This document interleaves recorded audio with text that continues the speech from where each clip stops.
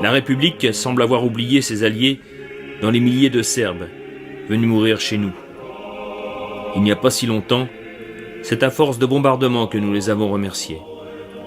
Et cette sainte Russie, qui envoya des forces venues nous rejoindre sur le front occidental pour faire face aux Prussiens. Le tsar fut lamentablement abandonné par une république agissant contre les trônes. L'Allemagne d'ailleurs soutenait les révolutionnaires, cassant ainsi le conflit sur le front oriental et ramenant ses forces sur nous. Étonnant d'ailleurs de voir l'Allemagne aider à la destruction du trône russe pendant que la République entraîne le trône autrichien à sa perte. Double réussite pour les idées révolutionnaires, sans parler de l'argent que la Prusse déversa aux journaux républicains en France afin d'empêcher tout espoir de retour monarchique. On serait presque tenté d'imaginer des intérêts communs. Laissons aux historiens le soin d'y voir clair. Pour illustrer l'abandon de notre allié russe dans une atroce guerre civile, rappelons à la mémoire le combat d'un homme qui, avec de nombreux autres, comme les Cosaques, moururent debout dans l'honneur. Dans cette Russie qui s'écroulait, l'amiral Koltchak rallia le peuple russe dans sa reconquête. Les armées blanches du front sud et le général Dénikine le suivent. En décembre 1918, l'offensive change de camp. Les succès sont au rendez-vous. Malgré le manque de matériel et d'équipement sur un front de 800 km, à moins de 45 degrés, les Sibériens progressent en divers endroits de 35 km par jour. Les Rouges reculent. Où trouvent-ils une telle bravoure, ces hommes ? Le colonel Capel y gagne le grade de général. Mais Koltchak, outre des problèmes de santé, doit faire face à de l'agitation socialiste sur les arrières, au trafic et aux intrigues. La Légion tchèque, malgré quelques hommes d'exception comme le capitaine Gaïda, devenu général russe avant ses 30 ans, était confiée au général français Jeannin. Nous sommes en mars 1919. Les armées blanches progressent vers Kazan sur un front de 300 km. En avril, Koltchak est à 600 km de Moscou. Les Alliés sont prêts à reconnaître un gouvernement provisoire. Dénikine, le 30 mai, soutient Koltchak comme chef suprême.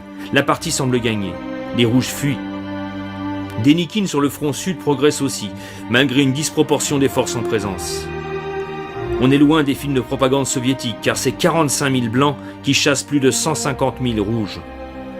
Le mois de mai voit un fléchissement des forces blanches, par un renforcement des équipements des soldats et du matériel des rouges qui reprennent l'offensive. Les blancs ont des lignes trop étendues et sont mal ravitaillés, comme mal équipés, et c'est la retraite. On peut dire que le général Jeannin de la mission militaire française est un authentique fruit pourri de la Révolution française. Il permettra aux Rouges de prendre la Sibérie. Les Alliés avaient trahi. Et vous connaissez la suite. Le jeune et fougueux général Capel et son second, Wojciechowski, avec le peu de force encore disponible, foncent sur Irkoutsk. S'empare le 20 janvier de Nidjeoudinsk. Malgré les jambes gelées, les poumons malades, en traîneau à la tête de ses hommes, il meurt en chemin. Wojciechowski poursuit la progression, marche et combat, et entre à Irkoutsk le 5 février. Les Rouges sont éliminés sur leur chemin, mais Koltchak est fusillé au bord de la rivière Outchakovka, alors même que les Blancs arrivent dans la ville. La glace recouvre le corps de ce grand soldat. Dans le froid et la famine, par les villes et par les champs, dit la chanson.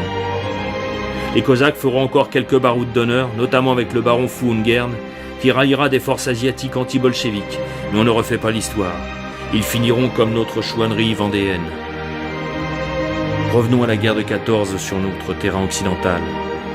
Charles d'Autriche devenait empereur le 21 novembre 1916. Dès le 31 novembre, par l'intermédiaire du prince X de Bourbon, il demandait la paix. 2 lettres de sa main et une du comte Snernin en restent les preuves.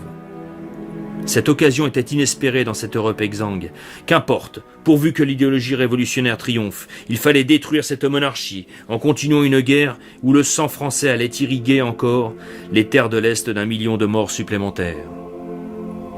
Sous Louis XIV, les traités de Westphalie et des Pyrénées furent des avancées pour une paix européenne durable.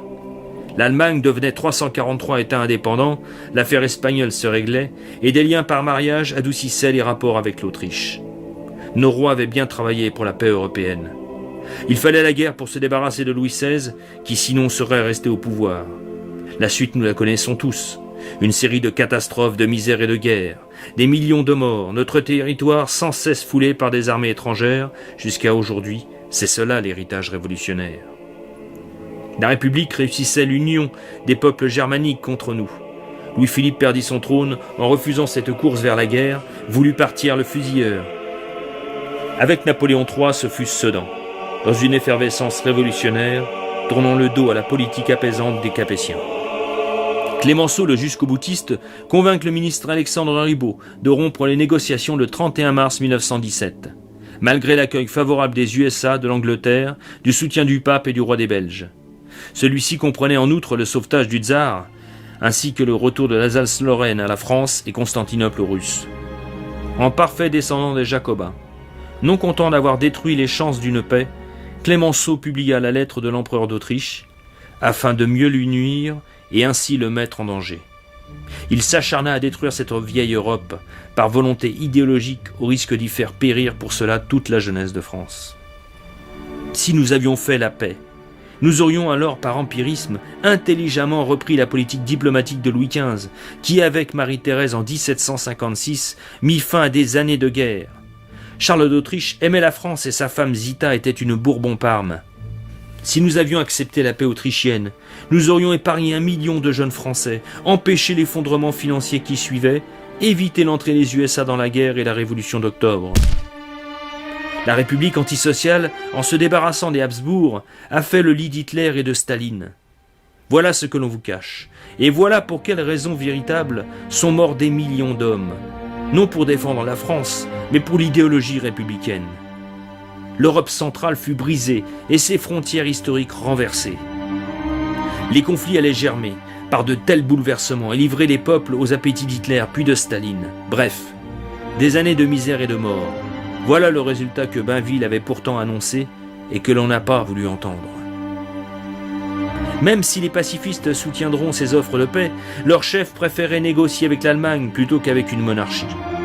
Les républicains préféraient l'esprit de la Prusse. Quant à l'action française, prisonnière du compromis nationaliste, qui en temps de guerre épargne les luttes politiques, elle n'appuiera pas les princes dans leur démarche. La guerre est pourtant la politique menée par d'autres moyens. Bref, ils serviront ceux qui les détruiront.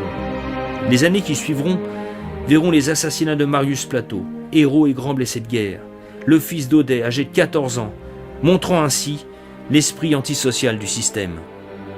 La guerre de 14 fut une immense boucherie, handicapant fortement la démographie française. La République en porte l'entière responsabilité. Les souffrances qu'eurent à endurer les hommes de cette génération sacrifiée, ainsi que les femmes et les enfants, sont indescriptibles. Si l'on pouvait pardonner à la République ces scandales continus, ces vols des biens matériels et financiers des corps de métier durant la Révolution, ces massacres, ces fours et tanneries de peau humaine, son populicide en Vendée, ces déportations du Pays Basque, ces colonnes infernales, le camp de Condy, les canuts de Lyon, les fusillades de la Commune, ces trahisons et répressions ouvrières, Villeneuve-Saint-Georges, Draveil-Vigneux, Narbonne en 1907, il resterait cette guerre d'enfer de 1914, impréparée, au matériel non adapté. La chair de nos enfants remplaçant ce que l'argent dépensé par la politique n'avait pu acheter en canon. Finalement, les millions de morts inutiles, la destruction de l'Autriche-Hongrie, la déstabilisation de l'Europe et de ses peuples, l'abandon de la Russie dans l'horreur de la guerre civile, la complicité dans ce qui allait naître dans une Allemagne humiliée, bref, le crime contre la civilisation européenne, nous le devons à la République. Celle-ci, par son idéologie meurtrière, enfanta toutes les dictatures modernes, avec l'attrait d'une fausse liberté aux ordres cachés de puissance d'argent. Gardons en symbole l'image de l'innocence du tsarevitch, comme jadis Louis XVII, de ses sœurs massacrées au nom d'une idéologie infernale créant les pires catastrophes humaines. Promenons-nous, comme nous le fîmes récemment, sur les lieux où respire encore l'âme de nos morts, celui de la mémoire, comme ce chemin des dames dont la terre est imprégnée du sang de nos anciens. Ces fils de France nombreux dorment sous nos pieds, et ces milliers de familles qui souffrirent longtemps de leur absence, pour du moins celles qui eurent des nouvelles. Dans ce silence, n'entendez-vous pas des voix lointaines murmurer « Qu'ont-ils fait de la paix? Qu'ont-ils fait de notre pays, de nos familles ?» De retrouver cette spécificité de notre peuple qui nous faisait aimer partout où nous allions.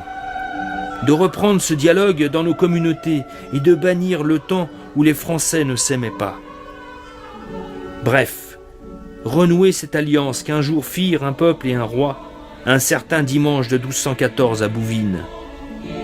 Il s'agit, au-delà des idées, de retrouver le sens de l'humanisme perdu, de reconstruire un avenir et un destin français, dans lequel toutes les bonnes volontés seraient accueillies, comme ce fut le cas au travers de notre histoire.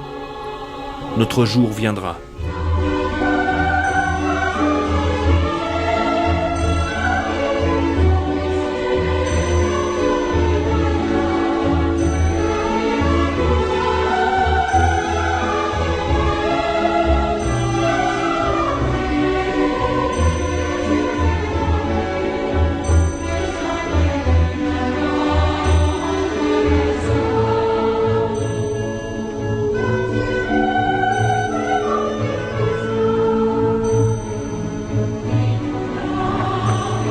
le Président, les troupes dont vous venez de voir le défilé sont heureuses d'avoir pu rendre les honneurs aux chefs hautement estimés de l'État, amis et alliés. Les vives sympathies qui animent l'armée russe à l'égard de la belle armée française vous sont connues. Elles constituent une réelle fraternité d'âme que nous pouvons constater avec d'autant plus de satisfaction que cette force imposante n'est point destinée à appuyer des visées agressives, mais bien au contraire à affermir le maintien de la paix générale et à sauvegarder le respect des principes élevés qui assurent le bien-être et favorisent le progrès des nations. Je lève mon verre à la prospérité et à la gloire de la belle armée française.